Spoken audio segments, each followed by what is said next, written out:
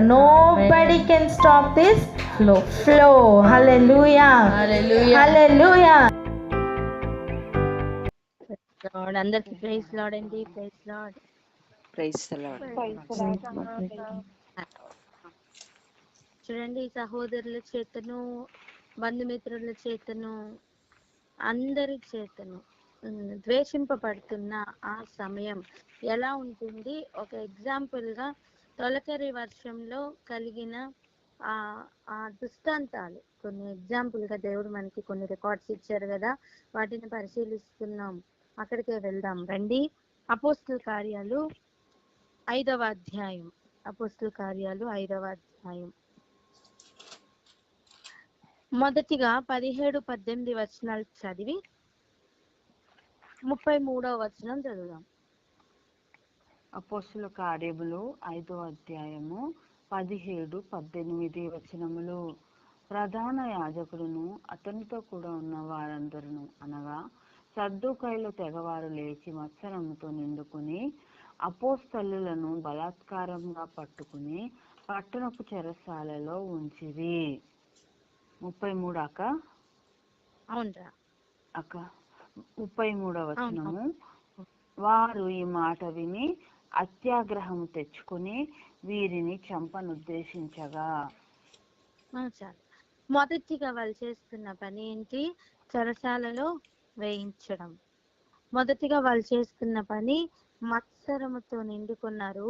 తర్వాత బలాత్కారంగా పట్టుకుని చెరసాలలో వేశారు. ఆ తర్వాత మధ్యలో ఉన్నది మళ్ళీ ధ్యానిద్దాం.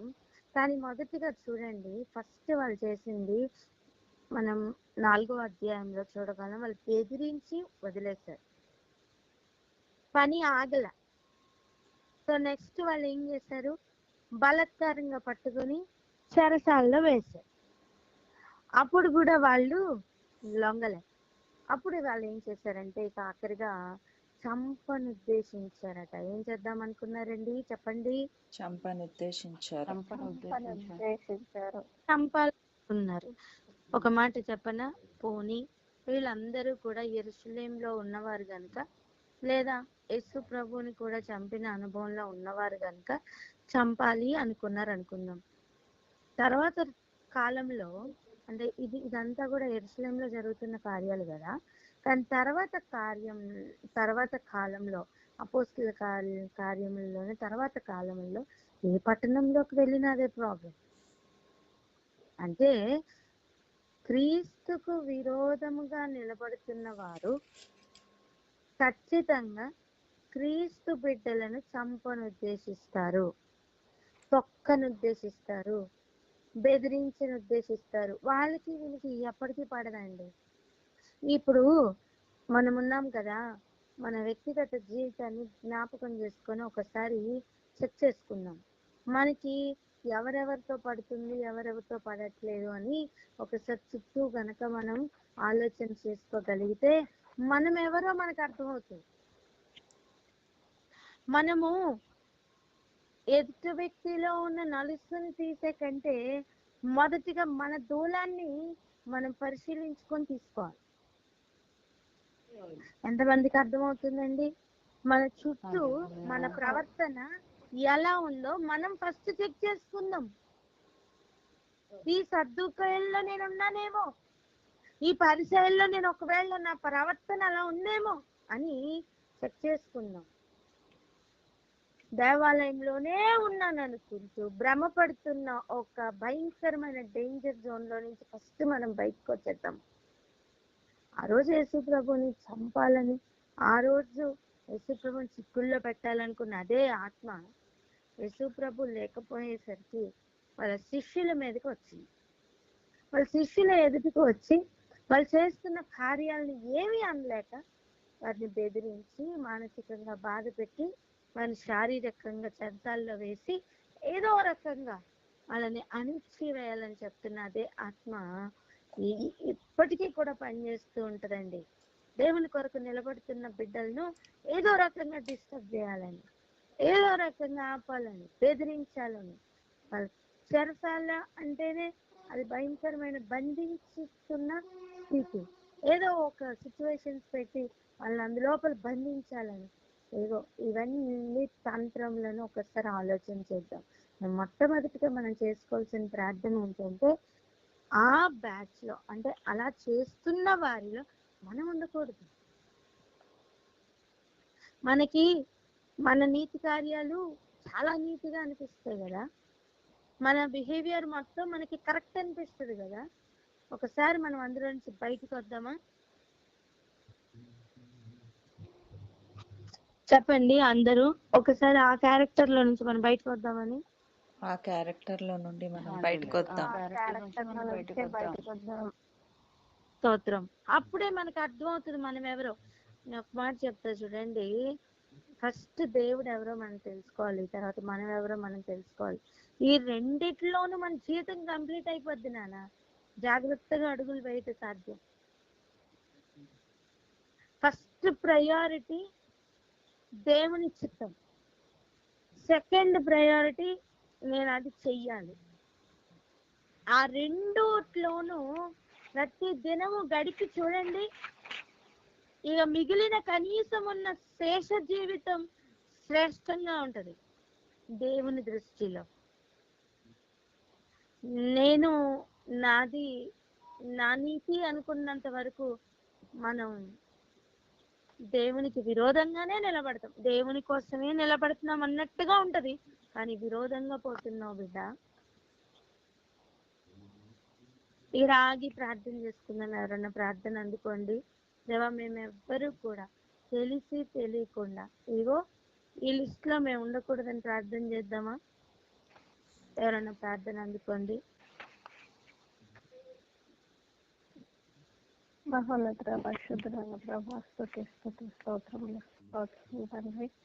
పవన్ రాజు నాయన ప్రభా, మేము ఎవరం కూడా నా తండ్రి ప్రభా ఇటువంటి శాస్త్రుల పరిచయాల లిస్ట్ లో కానీ, నేను ప్రధాన యాజకుల లిస్ట్ లో కానీ, సర్దుకాయల లిస్ట్ లో కానీ మేము ఉండొద్దు ప్రభా. నేను నా తండ్రి మా బిహేవియర్ ఎలా ఉందో అని మేము సరి చేసుకొని చూసుకోవడానికి సహాయం చేయండి ప్రభా. మీకు వందనాలు. నేను ఎల్లప్పుడూ చదివేసుకోవడానికి కృప చూపించండి. ఆ క్యారెక్టర్ లో నుంచి మేము సంపూర్ణంగా బయటికి రావడానికి కృప చూపించండి. నేను నా తండ్రి ప్రభా, మా దేవుడు ఎవరో మాకు తెలియాలి, మేమేంటో మాకు తెలియాలి. ఇది తెలుసుకుంటే మా జీవిత కాలం అంతయు నేను మీతో ప్రయాణం చేయగలిగినటువంటి ఆ విశేషమైన కృప దొరుకుతుంది ప్రభా. నాయన మీ చిత్తమువే చేసేవారిలాగా మేము ఉండటకు సహాయం చేయండి. నేను నాది అన్న స్వభావము సంపూర్ణంగా తెచ్చుకోవడానికి కృప చూపించండి ప్రభా. మీకు వందనాలు. నేను నా తండ్రి ప్రభా, నేను ఎవ్వరము కూడా ఇటు క్యారెక్టర్ లో ఉండకుండా, ఇటు బిహేవియర్ లో ఉండకుండా ప్రభా నా తండ్రి మా ప్రవర్తన మేము సంపూర్ణంగా మార్చుకొని బయటికి రావడానికి విశేషమైన కృపనిమ్మని, అన్ని ఏరియాలో మమ్మల్ని సరి చేసుకోవడానికి కృపనిమ్మని ఇస్తున్నాము ప్రార్థిస్తున్నాం తండ్రి. ఆమేన్. ఆమేన్. ఆమేన్. ఇంకా చూద్దాం చూడండి, ఇప్పుడు ఈ ప్రార్థన చేసుకున్నాం గనుక మనం అలా నడవకుండా మన బ్రతుకుని జాగ్రత్త పరుచుకుందాం. అప్పుడు ఈ దృష్టితో ఇప్పుడు వాళ్ళని సరిగా ధ్యానం చేద్దాం. చూడండి, మొట్టమొదటిగా వాళ్ళు చేస్తున్న పని ఏంటి? బెదిరించడం. రెండవది వాళ్ళు చేస్తున్నది ఏంటి? మత్సరంతో నిండుకొని చెరసాల్లో వేయడం. మూడవదిగా చంపాలని ప్లాన్ చేయడం. ఈ మత్సరంతో నిండుకున్న సమయం దేవుడు వారికి ఒక రీతిలో బుద్ధి చెప్పడానికి ప్రయత్నం చేశారు. అయినా వాళ్ళకి బుర్రకెక్కల, అయినా వాళ్ళకి అర్థం కాల. ఎందుకు ఈ మాట అంటున్నానంటే, చెరసాలలో పెట్టించారు కదా, అప్పుడు జరిగిన కార్యం ఏంటి? తలుపులు వేసి అలాగే ఉన్నాయి, కానీ ప్రభువు దూత లోపల ఉన్న వారిని బయటికి తీసుకొని వచ్చి, తలుపులు తీసి బయటికి తీసుకుని వచ్చి, మీరు దేవాలయంలోకి వెళ్ళి నిలబడి ఈ జీవన్ గురించి సాక్ష్యం ఇవ్వండి అని చెప్పిన తర్వాత వారు ఆ మాట విన్నారట. తెల్లవారుగానే వారు దేవాలయంలో వెళ్ళి వాళ్ళు బోధిస్తూ ఉన్నారు. ఆ తర్వాత జరిగిన కార్యం చూడండి, వారు ప్రధాన యాజకులు వీళ్ళందరూ కూడా వాళ్ళని బంధించి చెరసాల్లో వేశారు కదా, అక్కడి నుంచి తీసుకుని రమ్మని పంపించారు. అక్కడి నుంచి తీసుకుని రమ్మని వారిని పంపించారు. చూడండి, 21వ గనుక మనం చదివితే, వారిని తోడుకొని రండని బంట్రోత్తులను చెరసాలకు పంపిరి. ఎవరిని తోడుకొని రమ్మని? పేతురు యోహాన్లను పిలుచుకొని రండి అని బంట్రోత్తులను ఎక్కడికి పంపించారు? చెరసాల్లో. కాలువలోకి పంపించారు. కానీ అక్కడ వాళ్ళు లేరుగా. చెరసాల్లో వాళ్ళు లేరు. లేరు. ఎలా ఉందట చెరసాల పరిస్థితి చూడండి. బంట్రోతులు అక్కడికి వెళ్ళినప్పుడు వారు చెరసాలలో కనబడనందున తిరిగి వచ్చి ఏం చెప్తున్నారో చూడండి. చెరసాల బహుభద్రంగా మూసి ఉండుటయు, కావలి వారు తలుపుల ముందర నిల్చుండుటయు చూచితిని, గాని తలుపులు తీసినప్పుడు లోపల మాకొక్కడైనను కనపడలేదని వారికి తెలుసు. నేనేమంటున్నా అంటే, చెరసాల తలుపులు అలాగే ఉన్నాయి, బంట్రోత్తులు అలా కావలి కాస్తూనే ఉన్నారు, కానీ లోపల వ్యక్తులు లేరు. అప్పుడైనా ఇది దేవుని శక్తి అని అర్థం అవ్వచ్చుగా. అవును. అర్థం అవుతుంది. ఇది ఏమై ఉంటది అని ఆలోచన చేసి, అమ్మో ఇది దేవుని వల్ల జరుగుతున్న కార్యం, లేకపోతే దేవుడు వీళ్ళకి తోడుగా ఉన్నారు, లేకపోతే వీళ్ళు చెరసాల నుంచి బయటికి ఎలా వస్తారు అని అర్థం అవ్వాలి కదా. దేవుడు నేను వీరికి తోడై ఉన్నాను అని తన దూతను పంపించి చూపించినా సరే వారు గ్రహించలేని స్థితిలో ఉన్నారు. ఓ మాట చెప్పనా, మనం ఫస్ట్ చేసుకున్న ప్రార్థన ప్రకారం మనము దేవుని బిడ్డలకు విరోధంగా ఉండకూడదు, దేవునికి విరోధంగా ఉండకూడదు అంటే ఒక్కటేనండి, దేవునికి ఏది ఇష్టమో నీకు కూడా అది ఇష్టంగా మార్చుకో. ఆ మాట చెప్పండి. దేవునికి ఏది ఇష్టమో ఏది ఇష్టమో దేవునికి ఏది నీవు ఇష్టమో అది నీకు కూడా ఇష్టంగా మార్చుకో. అది నాకు కూడా ఇప్పుడు ఇష్టంగా దేవుని బిడ్డలుగా ఉన్న పేతురు యోహాన్లు అంటే దేవునికి ఇష్టం, అంతే కదా. దేవుడు వారికి తోడై ఉన్నారు, అంతే కదా అండి. అవునా కాదు? అవును. దేవుడు వారికి తోడై ఉన్నారు, అది గ్రహింపులోనికి వస్తుంది కదా. అప్పుడు పేతురు యోహాన్లు నువ్వు కూడా తోడుగా ఉండు, నువ్వు కూడా ఇష్టపడు, అప్పుడు దేవునికి విరోధంగా పాపం చేయని లిస్టులోనికి వెళ్తాం. లేదా దేవునికి విరోధంగా పాపం చేస్తున్న లిస్టులోనికి వెళ్తాం. ఎంతమందికి అర్థమవుతుంది? అర్థమవుతుంది. స్తోత్రం. దేవుడు వారికి తోడుగా ఉన్నానని చూపించడానికి అక్కడ ఒక గొప్ప కార్యాన్ని చేస్తున్నారు. ఆయన దూతనే పంపించి ఆ చెరసాలలో నుంచి తీసి ఒక కార్యం చేసి చూపిస్తున్నారు.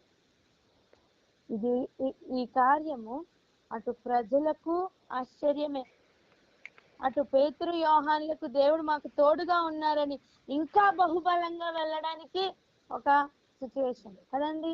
అవునా కదా?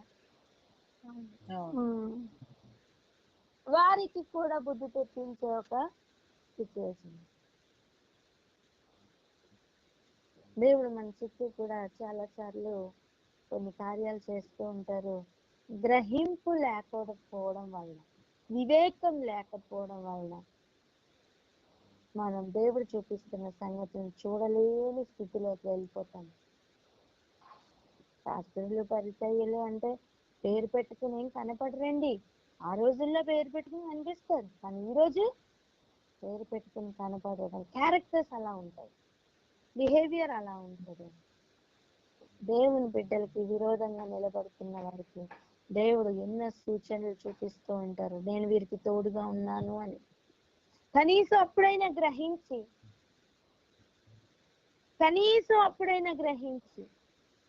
మనస్సు మార్చుకుంటే మంచిది. చెప్పండి, ఏం మార్చుకుంటే మంచిది? మనస్సు మార్చుకుంటే మంచిది. మనస్సు మార్చుకుంటే ప్రవర్తన మారుతుంది. ప్రవర్తన మారితే చేసిన కీడంతా కూడా, చేసిన ఆలోచన అంతా కూడా క్షమింపబడుతుంది. పౌలుకి సౌలుగా ఉన్న కాలంలో చేసిన కీడంతా క్షమించబడిందా లేదా? క్షమించబడింది. క్షమించబడిందా లేదా? తెలియక చేశాను కనుక నేను కరుణించబడ్డాను అంటాడు ఒక చోట.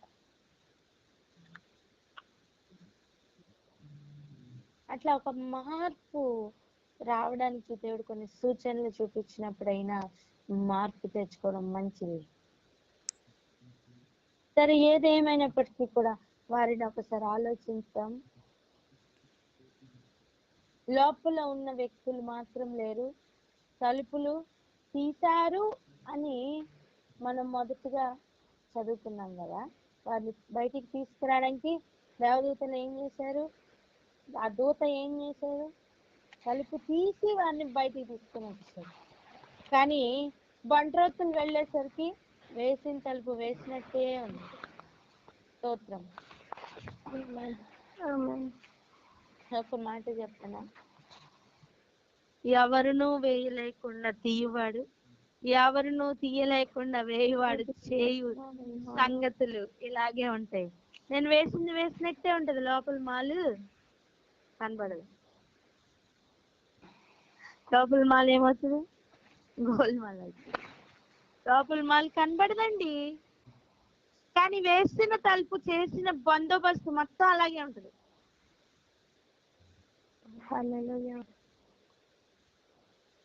ఆయన దూతను పంపించి అక్కడ చేసిన కార్యము నిజంగా నేను అంటాను, ఆ రోజు పేతురు యోహాన్లకి ఇచ్చిన బలం మరీ ముందుకు వెళ్ళడానికి సాధ్యముగా నిలబడుతున్న ఒక బలమే. దేవుడు మాకు తోడుగా ఉన్నారన్న విషయం వాళ్ళకి ఇంకా ధైర్యం పుట్టించుంటదండి. ప్రార్థన చేసి బలం పొందుకున్నారు కదా వాళ్ళు. ఎక్కడ? అపోస్తల కార్యాలు 4వ అధ్యాయంలో ప్రార్థన చేయగానే వాళ్ళు ఇంకా ధైర్యంతో నిండుకున్నారు కదా. అవునా? వారు బహుబలంగా బహుధైర్యంగా వారు బోధించినట్టుగా మనం చూస్తున్నాం కదా.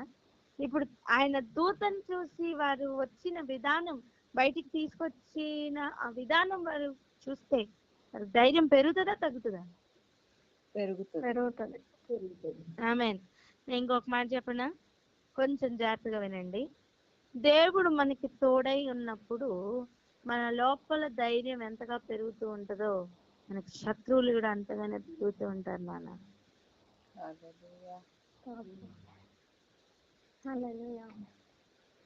వారికి ధైర్యం లేనప్పుడే నించొని మేము కనిన దాన్ని వినిన దాన్ని చెప్పకుండా ఉండలేమన్న అనుభవంలో ఉన్నప్పుడే వాళ్ళు బెదిరింపులు ఫేస్ చేశారు కదా.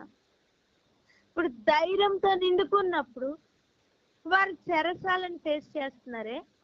ఇప్పుడు దూతను చూసిన తర్వాత వారి ధైర్యం ఇంకా పెరుగుతుంది. అవునా కదా? అవతల శత్రువుకి కూడా అంతగా వ్యతిరేకత పెరుగుతుంది. ఇప్పుడు వాళ్ళు వెళ్ళిపోయిన స్థాయి ఏంటి? వెళ్ళి చంపేయాలి. వాళ్ళు వెళ్ళిపోయిన స్థాయి ఏంటి? చంపేయాలి. చెప్పండి, వాళ్ళు వెళ్ళిపోయిన స్థాయి ఏంటి? చంపేయాలి. ఎవరిని? చంపేయాలి. పేతురు యోహాన్లకి ఎవరు తోడుగా ఉన్నారు? దేవుడు తోడుగా ఉన్నారు. దేవుడే తోడుగా ఉన్నారంటే దేవునితో పాటు ఉన్న దూతలు తోడుగా ఉండరా? ఉంటారు.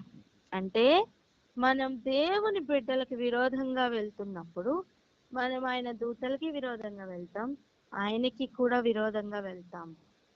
నేను దేవునితో బాగున్నాను, నేను దేవుని దగ్గర మంచి ప్రార్థన చేస్తున్నా, నాకు దేవుడు అంటే చాలా ఇష్టం, కానీ దేవుడి బిడ్డలంటే ఇష్టం లేదు, దేవుని బిడ్డలకి నేను దూరంగా ఉంటాను అంటే అది నిజమైన ప్రవర్తనేనా? మంచి ప్రవర్తనేనా? కాదు. శాస్త్రుల పరిచర్యల ప్రవర్తనలోనికి ఎక్కడో లాగుతుంది. జాగ్రత్త.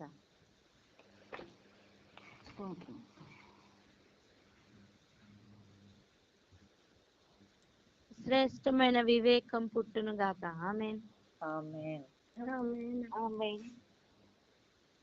ఇక చూడండి, ఇక్కడ ఆగి ఒకసారి ప్రార్థన చేసుకుందాం.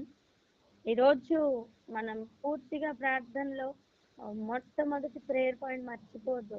మనం ఎవరు ఆ గుంపులో లేకుండా ఉండాలి అంటే ఈ వివేకం మనకు అవసరం, ఈ గ్రహింపు మనకు అవసరం. మనం ఒక మార్గంలో వెళ్ళేటప్పుడు మనం కరెక్ట్ మార్గంలోనే వెళ్తున్నామా లేదని చెక్ చేసుకుంటాం కదండి. చెక్ చేసుకుంటామా?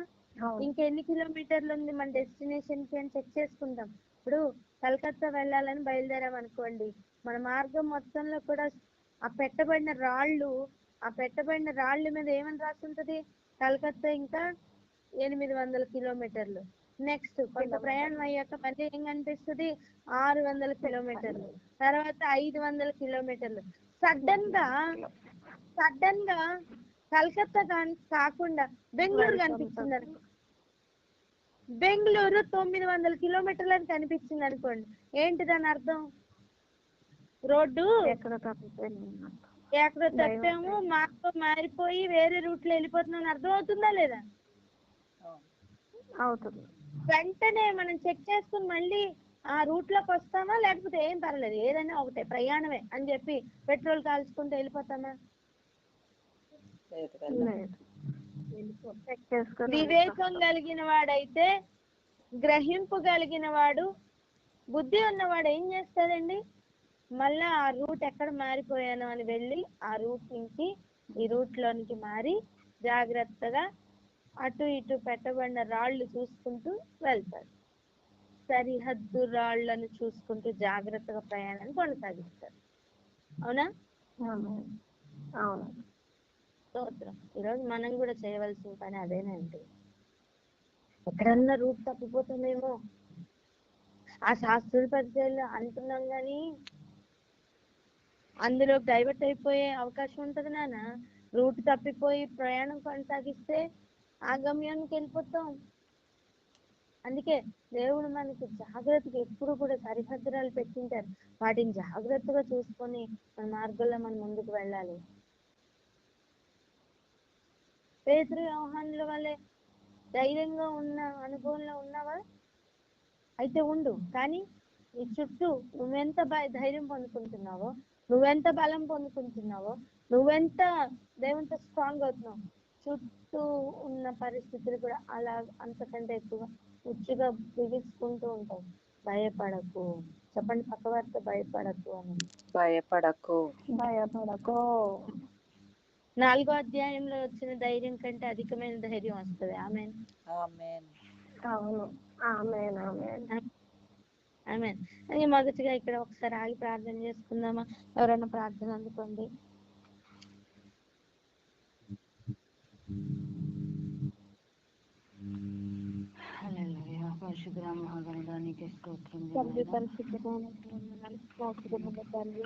అత్యంత ప్రేమ స్వరూపుడా, నీకే వందనాలు తండ్రి. అత్యంత సింహాసనపై ఆశీర్వడానికి వందనాలు, అక్షయకరడానికి స్తోత్రము, బలమైన వంచడానికి వందనాలు తండ్రి. స్తోత్రములు ప్రభువా తండ్రి. కృపతో మమ్మల్ని కాపాడి రక్షించిన రక్షణకర్త నీకే స్తోత్రం. ఆలోచనకర్త నీకే స్తోత్రములు తండ్రి. ఈ రక్తం నుంచి విమోచించిన రక్షణకర్త నీకే స్తోత్రములు ప్రభువా తండ్రి. అగ్నిస్నానాల వంటి కనులవాడ నీకే స్తోత్రం ప్రభువా. అల్పమేఘ నీకే స్తోత్రములు తండ్రి. తండ్రి ఆమె నన్నువాడ నీకే స్తోత్రములు తండ్రి. మేము పేతురు వాళ్ళే యెహోవా తండ్రి ధైర్యంగా ఉండటకు మమ్మల్ని దీవించి ఆశీర్వదించమని అడుగుచున్న దేవాన్ని నీకే స్తోత్రములు తండ్రి. ప్రతి దారిలో తండ్రి మాకు మంచి స్ట్రేట్ గా వెళ్ళే అవకాశాన్ని ఇవ్వమని అడుగుచున్న, మాకు తోడైండి నడిపించమని అడుగుచున్న దేవా నీకే స్తోత్రములు ప్రభు తండ్రి. నీ అడుగు జాడలో నడుచుటకు మాకు సాయం చేయమని అడుగుచున్న దేవా నీకే స్తోత్రములు ప్రభు తండ్రి. ముఖ్యంగా ప్రార్థన ఆలోచించమని నజరైన యేసుక్రీస్తు నామములో అడిగి వేడుకుంటాం తండ్రి.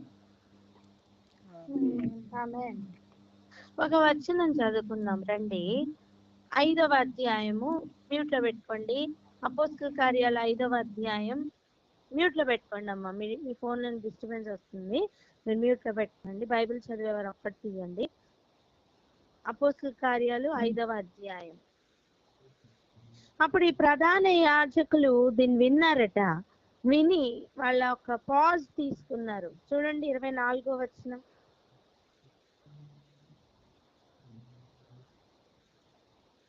24వ వచనం. అపోస్తల కార్యాలు 5వ అధ్యాయము 24. అంతటా దేవాలయపు అధిపతియు ప్రధాన యాజకులను ఆ మాటలు విని ఇది ఏమవును అని వారి విషయమై ఎటు తోచకై ఉండిరి. చాలండి. ఎటు తోచక ఉన్నారట. అంటే ఒక పాజ్ తీసుకున్నారు, ఒక ఆలోచన చేయడానికి పాజ్ తీసుకున్నారు. మార్గము ఎటు వెళ్తుందో వాళ్ళకి అర్థం కావట్లా. ఇదేంటి, మన చట్టాల్లో ఉంచిన వాళ్ళు ఏమయ్యారు? నేనేమంటున్నా అంటే ఆ పాజ్ లో గనక వాళ్ళు సరిగా ఐడెంటిఫై చేస్తుంటే వాళ్ళు రూట్ మారేది. ఎంతమందికి అర్థమవుతుంది? అవునక్క. అక్కడ ఒక ఒక 100 మంది కూర్చున్నారు అనుకుందాం ఆ కమిటీలో. జాగ్రత్తగా వినండి. ఆ కమిటీలో, ఏ కమిటీలో? ఈ ప్రధాన యాజకులు, పెద్దలు, అధికారులు, ఈ కమిటీ ఉన్నారు కదా, వాళ్ళందరూ ఒక 100 మంది అనుకుందాం. ఎంతమంది? 100 మంది. 100 మంది అనుకుందాం. వాళ్ళు ఆలోచన చేస్తున్నారు, ఎటు తోచట్లా. అందులో గమాలియేల్ అని ఒక ఆయన ఉన్నాడు. ఎవరు, ఏం పేరు చెప్పండి? గమాలియేలు. ఈ గమాలియేల్ ఎవరో కాదు, సౌలుకి గురువు.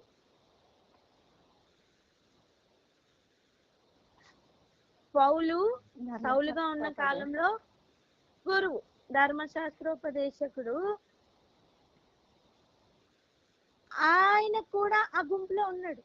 ఈ పాజ్ లో తనకి ఏదో తట్టింటది. ఈ పాజ్ తీసుకున్న టైం అనేది చూసారా, ఇది ఏమవుతుందో అనే ఆలోచన ఉన్న టైంలో ఈ గమాలియేలుకి ఒకవేళ వాళ్ళకి దేవుడు నిజంగానే తోడై ఉన్నారేమో అనే ఆలోచన ఈ గమాలియేలుకి వచ్చింటదండి. అందుకే చూడండి, వారు అత్యాగ్రహంతో తెచ్చుకొని చంపాలి అని నిశ్చయించుకున్నప్పుడు, చంపాలి అని ఉద్దేశిస్తున్నప్పుడు గమాలియేలు దించున్నట్టుగా మనం చూస్తున్నాం. చదవండి 34, 33, 34 చదవండి. అపొస్తలుల కార్యాలు 5వ అధ్యాయము 33, 34. వారు ఈ మాట విని అత్యాగ్రహం తెచ్చుకొని వీరిని చంపనుద్దేశించగా, సమస్త ప్రజల వలన ఘనత నొందిన వాడును ధర్మశాస్త్రోపదేశకుడును అయిన గమాలియేలును ఒక పరిసయ్యుడు మహాసభలో లేచి, ఈ మనుష్యులను కొంతకు వెలుపల ఉంచుడని ఆజ్ఞాపించి వారితో ఇట్లనెను, ఇశ్రాయేలీయులారా, ఏమనెను?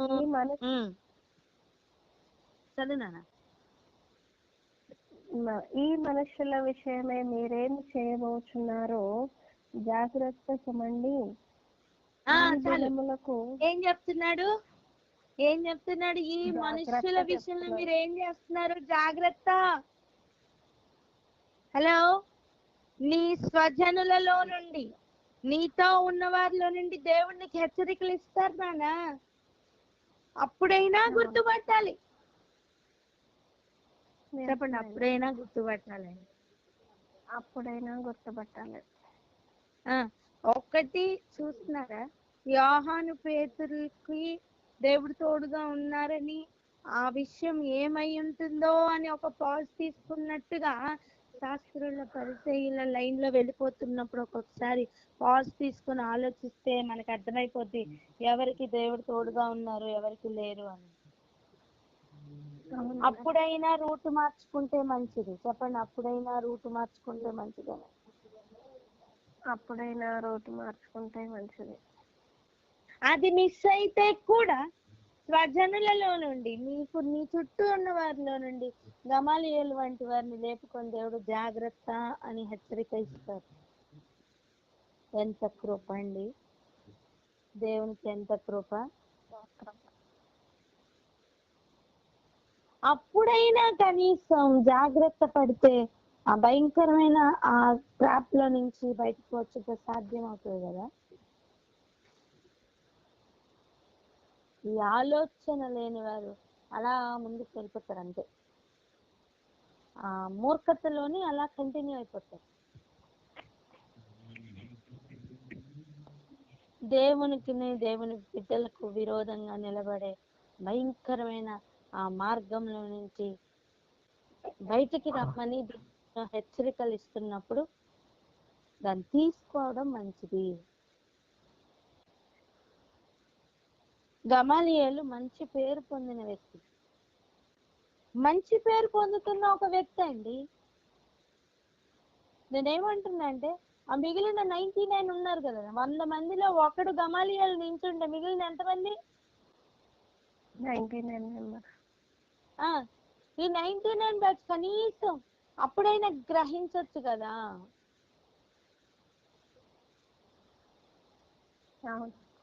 అప్పుడైనా ఆలోచించవచ్చు కదా. ఏమని? నేనైతే మంచి పేరు పొందినవాడే, ధర్మశాస్త్రోపదేశకుడే, ఈయన ఇలా చెప్తున్నాడంటే మనం కూడా కొంచెం ఆలోచన చేద్దామని ఆలోచించుంటే బాగుంటుంది.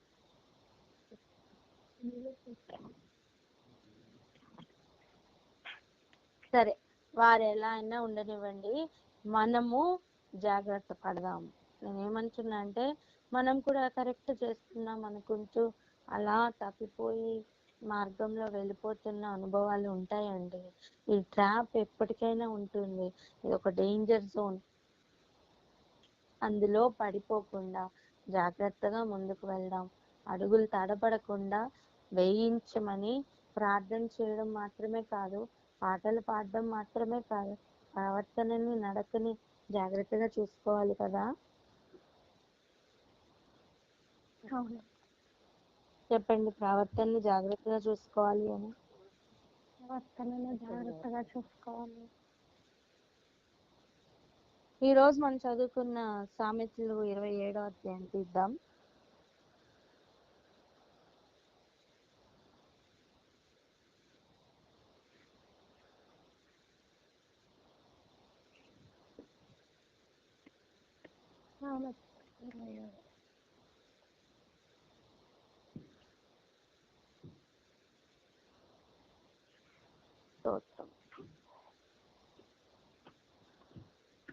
సామెతల గ్రంథం 27వ అధ్యాయం తీయండి. నేను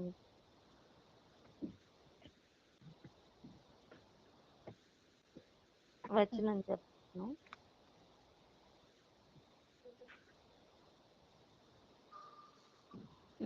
12వ వచనం చదవండి. సామెతలు 27వ అధ్యాయము 12వ వచనము. బుద్ధిమంతుడు అపాయం వచ్చుట చూచి దాగును, జ్ఞానము లేని వారు యోచింపక ఆపదలో పడదురు. మార్గంలో అలా వెళ్ళిపోతూ ఉన్నప్పుడు బుద్ధిమంతుడైతే ఏం చేస్తాడు? అపాయం వస్తున్నది అని జాగ్రత్త అని చెప్తున్నప్పుడు తప్పించుకోవడానికి జాగ్రత్త పడతాడు. కానీ జ్ఞానం లేనివాడైతే అలా కాదు, ఇక ఆలోచన ఉండదు, వెళ్ళి వెళ్ళి వెళ్ళి వెళ్ళి వెళ్ళి ఆపదలో పడతాడు. నాకు మనం మాట్లాడుకున్నట్టు 600 తర్వాత 400 200 వస్తే మంచిది, సరిహద్దు రాళ్ళు చూపిస్తే మంచిది. అవునా? అవును. అలా కాకుండా కిలోమీటర్లు మారిపోయి ఊరు పేరు మారిందంటే అప్పుడైనా జాగ్రత్త పడాలి కదా. ఇదిగో బుద్ధిమంతుడైతే రూట్ మార్చుకోవడానికి రూట్ ఏదని వెతుకుతాడు, బుద్ధి లేని వాడైతే ఇదే కరెక్ట్ అని చెప్పి పోతా ఉంటాడు.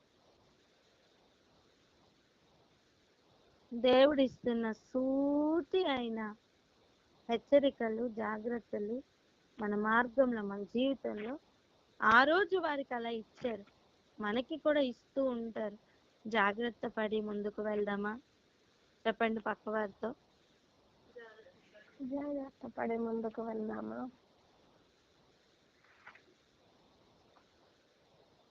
ఒక్కొక్క వ్యక్తిని దేవుడు ఒక్కొక్క వ్యక్తి కొరకు పెడతారండి.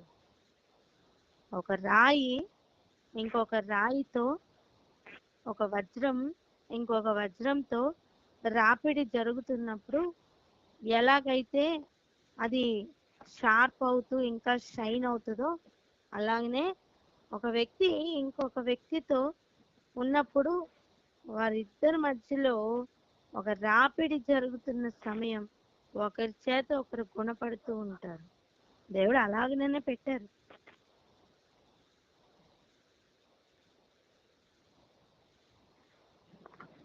ఇక్కడే ఆగి ఒకసారి ప్రార్థన చేద్దామా? ఎవరైనా ప్రార్థన అందుకోండి.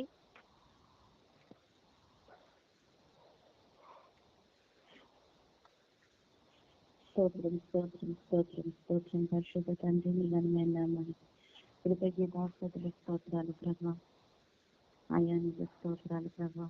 పరిశుద్ధాత్ముడా నీ ఘనమైన నామానికి మహిమ చెల్లిస్తూ ఉన్నాను ప్రభా.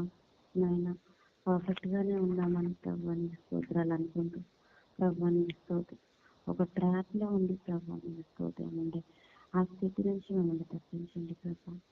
నాయన నీకు స్తోత్రాలు మేము పర్ఫెక్ట్ అనుకోకుండా ప్రతి దినం విన్న వాక్యం చదువుతున్న వాక్యం నాయన నీకు స్తోత్రం నీ పరిశుధాత్మ సహాయంతో నాయన మమ్మల్ని మేము ప్రభా నీకు స్తోత్రం నాయన చెక్ చేసుకోవటానికి ప్రభా గ్రహించుకోవటానికి కావాల్సిన వివేచనాత్మక నిండి నడిపింప చేయండి తండ్రి నీకు స్తోత్రాలు. నిత్యము నీ శక్తిని ఆశ్రయించి మీలో బలంగా ఉంటారు ఒకరి మీద ఒకరు ఆనుకొని ప్రభా నీకు స్తోత్రం ప్రభా నీకు స్తోత్రాలు అగ్ని వల్ల ఉండటకు మీరు సహాయం చేయండి. ఆయన ప్రతి ట్రాప్ నుంచి ప్రభా నీకు స్తోత్రం మమ్మల్ని తప్పించమని ప్రభా నీకు స్తోత్రాలు వేడుకుంటున్నాం. ఆయన నీకు స్తోత్రాలు మోసపూరితమైనటువంటి ప్రతి పరిస్థితి నుండి మీరు తప్పించండి. నాయన వాక్యం వెలువడుతున్నప్పుడు నీకు స్తోత్రాలు. నాయన మన్నములు బోధింపబడుతున్నప్పుడు నీకు స్తోత్రాలు ప్రభా. మా యొక్క బిహేవియర్లో ప్రభా ఉన్న చేంజెస్ ని మేము గమనించుకోగలగాలి ప్రభా. ఆయన అట్టి రీతి అయిన జ్ఞానంతో నింపండి. ఆయన అలాంటి తెలివితో నింపండి ప్రభా. అలాంటి వివేచనతో నింపండి. మా యొక్క ప్రభా నీకు స్తోత్రాలు ఆత్మలు కాయదేవో మా ప్రవర్తన కూడా కాయండి. క్షుణ్ణంగా మమ్మల్ని మేము పరిశీలించుకుని కృపలతో నింపండి. మీ యొక్క వాక్యంతో సరిపోల్చుకోవడానికి మీరు జ్ఞానం ఇవ్వండి. తొట్టిల్లకుండా నైనా నీకు స్తోత్రం నీలో నిలిచి నడిచి ప్రభా అభివృద్ధి చెందడానికి పెంపారటానికి మీరు కృప చూపించమని నిన్నే ఆధారం చేసుకుంటకు నీ యొక్క పరిపూర్ణతలోని నాయన సంపూర్ణతలో నింపబడటకు నాయన మా ఆత్మల్ని కాయమని వేడుకుంటూ యేసుక్రీస్తు వారి అతి పరిశుద్ధమైన నామములో మిక్కిలి వినయంతాడికి పొందుకుని ఉన్నాం తండ్రి. ఆమేన్. ఆమేన్. ఇక ఆ ఆపోజిట్ మార్గంలో వెళ్తున్న అనుభవం ఒకసారి చూద్దాం రండి. గమాలియేల్ చెప్తున్నాడు ఒక మాట 38 39 చదవండి. 5:38-39. కాబట్టి నేను మీతో చెప్పినదేమనగా ఈ మనుషుల జోలికి పోక వారిని విడిచిపెట్టుడి. ఈ ఆలోచన అయినను ఈ కార్యమైనను మనుషుల వలన కలిగినదాయన అది వ్యర్థమగును. దేవుని వలన కలిగినదాయన మీరు వారిని వ్యర్థపరచలేరు. మీరొక వేళ దేవునితో పోరాడు వారవుదురు సుమి. అది చూస్తున్నారా? ఈ జాగ్రత్త చెప్తున్న గమాలియేల్ ఏం చెప్తున్నాడు ఒకసారి ఆలోచన చేద్దాం. ఇది ఒకవేళ మనుషుల వలన కలిగినదా వారే వ్యర్థమైపోతారు. కానీ ఒకవేళ దేవుని వలన గనక ఈ మనుషులు వచ్చారా, నువ్వు పోరాడుతున్నది ఈ మనుషులతో కాదు సుమా, నువ్వు దేవుడితో పోరాడుతున్న దానివి, దేవుడితో పోరాడుతున్న వాడివి అయిపోతావు. జాగ్రత్త.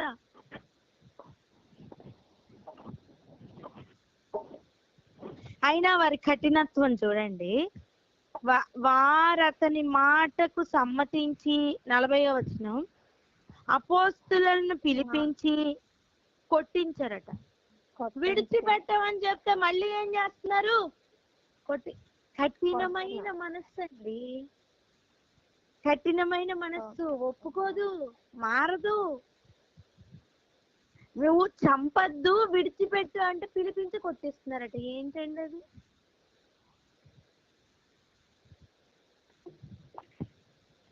శాస్త్రుల పరిచయాల ఆత్మ అనే క్యాన్సర్ కనుక పెడితే ఇగో ఇవన్నీ సిమ్టమ్స్ అన్నమాట. ఎంతమందికి అర్థమవుతుంది? చెప్తారు, నాకు అర్థమవుతుందని. చేయొద్దు అంటే చేస్తారు. ఏది చెయ్యొద్దు అని దేవుడు సమయం ఇస్తారో, ఏది జాగ్రత్త అని హెచ్చరిక ఇస్తారో అదే పని చేస్తారు. అది చూడండి. విడిచిపెట్టమని గమాలియేల్ చెప్తుంటే ఏం చేస్తున్నారు? పిలిపించి కొట్టిస్తున్నారు. ఈ రోజు నీ చేతుల్లో కర్రలు లేవేమో కొట్టించడానికి, కొరడాలు లేవేమో బాధించడానికి, కానీ నీ చూపు, నీ బిహేవియర్, నీ మాట, నీ ప్రవర్తన అన్ని గాయపరుస్తుంటే కనుక కొట్టిందంత సమానం నాన్న. దేవుని తరపున దేవుని నామంలో వచ్చిన వారిని దేవునికే చేస్తున్నానన్నట్టుగా చూసి దేవుని కొరకే నిలబడితే ఆ గమ్యం దేవుని యొద్దకు వెళ్తుంది, దేవుని మార్గంలో వెళ్తున్నట్టు. అలా కాదా దేవునికి విరోధంగా పోరాడుతున్నట్టు. ఆ మాట చదవండి. ఏమవుతారట? మీరు ఒకవేళ దేవునితో పోరాడు వారవుతారు. మన కాన్సెప్ట్ ఏంటో గుర్తుందా మీకు? మీరు దేవుని కొరకు నిలబడ్డారా? మీరు స్నేహితులతోనూ, మీరు తల్లిదండ్రులతోనూ, సహోదరులతోనూ, బంధువులతోనూ ద్వేషింపబడతారు. ఈరోజు మన కాన్సెప్ట్ ఏంటో తెలుసా? ద్వేషింపబడుతున్న అనుభవం ఎలా ఉంటుంది, అసలు ద్వేషిస్తున్న అనుభవం ఎలా ఉంటుంది? ఒక ఇంటిలో 2 ముగ్గురికి వేరు పడతారని చెప్పుకున్నాం కదా. ఇంతవరకు మనం 2కి ముగ్గురు ఎలా బిహేవ్ చేస్తారో చూసాం. ఇప్పుడు ఆ ముగ్గురు యొక్క ప్రయాణం ఎలా ఉంటుందో ఈరోజు మనం చూస్తున్నాం. ఎంత క్లియర్ గా దేవుడు నడతల్ని జాగ్రత్తగా చూసుకోవడానికి నేర్పిస్తున్నారు కదా. భూమి మీద ఉన్న ఈ కాలం ఎంతో శ్రేష్టమైనది నాన్న. ప్రాణం పోతే బాగుంటుంది అనిపిస్తుంది, కానీ ప్రాణం పోయిన తర్వాత సరి చేసుకునే అవకాశం దొరకదు. హలో, ఈ మాట పలుకుతారా? ప్రాణం పోయిన తర్వాత సరి చేసుకునే అవకాశం ఉండదని. ప్రాణం పోయిన తర్వాత సరి చేసుకునే అవకాశం ఉండదు. నేను అనుకుంటాను ఈ రోజే మంచి దినమేమో, ఈ రోజే సరి అయిన దినమేమో.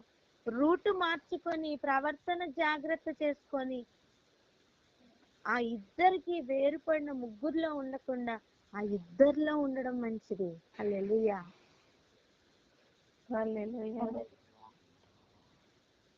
చెప్పండి. 2కి వేరుపడి ద్వేషిస్తున్న ముగ్గురులో ఉండద్దు అని.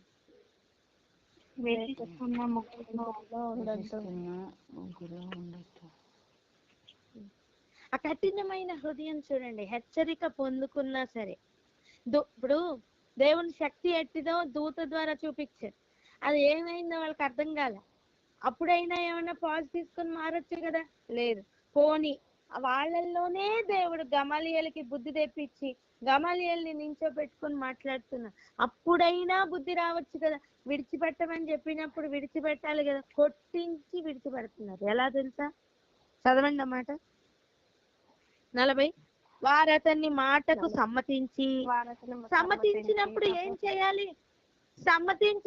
చేయాలి? విడిచిపెట్టాలా లేదా? విడిచిపెట్టాలి. సరే అంటున్నారు, కానీ ప్రవర్తనలో మాత్రం మార్పు రావట్లేదు. చూడండి, అపోస్తలుని పిలిపించి కొట్టించి యేసు నామమును బట్టి బోధింపకూడదు అని ఆజ్ఞాపించి వారిని విడుదల చేసిరి. నేను అనుకుంటాను వాళ్ళ పరిమాణం వాళ్ళు పూర్తి చేసుకుంటున్నారేమో, కానీ దేవుని యొద్దకు వెళ్ళిన తర్వాత కడపటి కాసు చెల్లించేంత వరకు దేవుడు విడిచిపెడతారా అండి? విడిచిపెట్టరు. కానీ అపోస్తలుల యొక్క ఆ 2 యొక్క మనస్తత్వం చూడండి. ఆ నామము కొరకు అవమానం పొందుటకు పాత్రులమని ఎంచబడినందున వారు సంతోషించుచు మహాసభ యొద్దటి నుండి వెళ్ళిపోయిరి.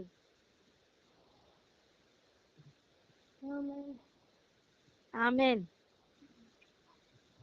ఈ నామం కొరకు అవమానం పొందడానికి మేము పాత్రులమే, మమ్మల్ని మేము తగ్గించుకుంటాం సరే అని చెప్పి వాళ్ళు అక్కడి నుంచి వెళ్ళిపోయి వాళ్ళు ఏం చేశారట? ప్రతి దినము దేవాలయంలోను ఇంటింటను మానక బోధించుచు యేసే క్రీస్తుని ప్రకటించుచు ఉండిరి. హల్లెలూయా.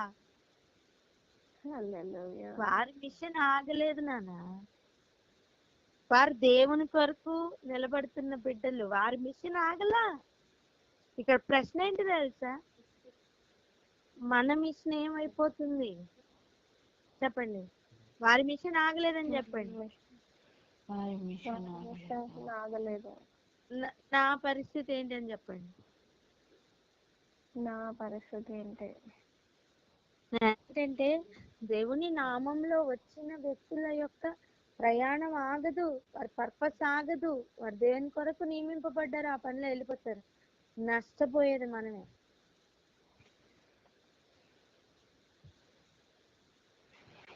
ఎప్పుడు కూడా ఇలాంటి టాపిక్స్ చాలా కాంట్రవర్సీగా అనిపిస్తాయి, యాక్సెప్ట్ చేయడానికి ఇష్టం ఉండదు. ప్రాస్పరిటీ గురించో క్షేమాన్ని గురించో మాట్లాడుతున్నప్పుడు దాంతో రిలేట్ చేసుకోవడం ఓకే, కానీ ఒకవేళ నెగిటివ్ గా కనుక వెళ్తుంటే దాని లోపల ఒక హెచ్చరిక వస్తుంటే యాక్సెప్ట్ చేయడం చాలా కష్టం అనిపిస్తుంది. కానీ ఆ ఏరియాలో ఈరోజు ఇష్టంగా మార్చుకొని జీవితాన్ని మార్చుకోగలిగితే ఆ డేంజర్ జోన్ నుంచి బయటికి రావడం చాలా చాలా సాధ్యం అవుతుంది. అలా బయటికి వచ్చిన వాడే ఆ గమాలియేలు, అలా బయటికి వచ్చిన వాడే ఆ రోజున్న సౌలు. ఆమేన్. అలా బయటికి వద్దామనుకున్న వాడే నికోదేము. హల్లెలూయా. అందుకే ఒక మాట ఉంటుంది, యాజకుల్లో అనేకులు విశ్వాసం ఉంచారట. దానికి కారణం ఏంటి తెలుసా? ఇదిగో ఇలా దేవుడు ఒక పాజ్ ఇచ్చి నీ ప్రవర్తన జాగ్రత్తగా చూసుకో అని చెప్పిన డిస్కషన్స్, ఈ గమాలియల్ మాట్లాడుతున్న డిస్కషన్స్, అక్కడ జరుగుతున్న కార్యాలు ఇవన్నీ కూడా వింటున్నప్పుడు అక్కడ యాజకుల్లో కూడా కొంతమందికి కదలికలు వచ్చి కొంతమంది విశ్వాసం ఉంచారటండి. ఇంత వ్యతిరేకతలు జరుగుతున్నప్పుడు మార్పు పొందిన వారు ఉన్నారు. అర్థం, సరిహద్దు రాళ్లను చూసుకుంటూ కొంచెం జాగ్రత్త పడిన వాళ్ళు ఉన్నారు. ఆ మాట చదువుదాం రండి. అపోస్తల కార్యాలు 6వ అధ్యాయం 7వ వచనం. అపోస్తల కార్యాలు 6వ అధ్యాయము 7వ వచనము. దేవుని వాక్యం ప్రబలమై శిష్యుల సంఖ్య యెరూషలేములో బహుగా విస్తరించెను. యాజకులలో అనేకులు విశ్వాసమునకు లోబడిరి. హల్లెలూయా. ఏంటండి, యాజకులలో అనేకులు విశ్వాసమునకు లోబడ్డారంటే ఎన్ని కార్యాలు జరగకుండా కాదు కదా. హల్లెలూయా. నేను అంటాను ఖచ్చితంగా ఆ 99లో వీళ్ళు ఉండింటారు. ఆ సభ జరుగుతున్నప్పుడు వాళ్ళు ఉండింటారండి. పేతురు యోహానుని నిలబెట్టి నిలదీస్తున్నప్పుడు వాళ్ళకు కూడా ఒక డౌట్ వచ్చింటది కదా, ఏంటి శుచక్రియలు అయితే జరుగుతున్నాయి, కాళ్ళు అయితే బాగుపడ్డాయి, ఇదేదో దేవుని కార్యం లాగా ఉందే అని వారికి అనిపించవచ్చు. చర్చాల్లో పెడితే అక్కడ మనుషులు కనపడలా, అలాగనే ఉన్నారు. చర్చాల్లాగే ఉంది, ఇదేదో అద్భుతం లాగానే ఉందని వారికి అనిపించి ఉండొచ్చు. యాజకుల్లో అనేకులు విశ్వాసం ఉంచారట. వ్యతిరేకపు మార్గంలో వెళ్ళిపోతున్న అనేకులు గుణపడి సరిహద్దు రాళ్లను చూసుకుంటూ జాగ్రత్త పడి దారి మళ్లించుకుందరు గాక.